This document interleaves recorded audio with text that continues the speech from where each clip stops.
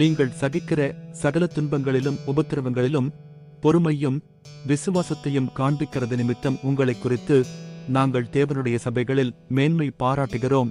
நீங்கள் தேவனுடைய ராஜ்யத்து நிமித்தம் பாடு அனுபவிக்கிறவர்களாயிருக்க அந்த ராஜ்யத்திற்கு நீங்கள் பாத்திரர் என்றெண்ணப்படும்படிக்கு தேவன் நியாயமான தீர்ப்பு செய்கிறவர் என்பதற்கு அதுவே அத்தாட்சியாயிருக்கிறது.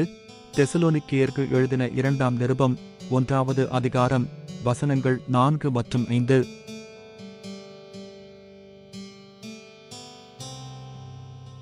நீங்கள் சகிக்கிற சகல துன்பங்களிலும் உபத்திரவங்களிலும் பொறுமையும் விசுவாசத்தையும் காண்பிக்கிறது நிமித்தம் உங்களை குறித்து நாங்கள் தேவனுடைய சபைகளில் மேன்மை பாராட்டுகிறோம். நீங்கள் தேவனுடைய ராஜ்யத்து நிமித்தம் பாடு அனுபவிக்கிறவர்களாயிருக்க அந்த ராஜ்யத்திற்கு நீங்கள் பாத்திரர் என்றெண்ணப்படும்படிக்கு தேவன் நியாயமான தீர்ப்பு செய்கிறவர் என்பதற்கு அதுவே அத்தாட்சியாயிருக்கிறது. தெசலோனிக்கேயருக்கு எழுதின 2ஆம் நிருபம் 1வது அதிகாரம் வசனங்கள் 4 மற்றும் 5.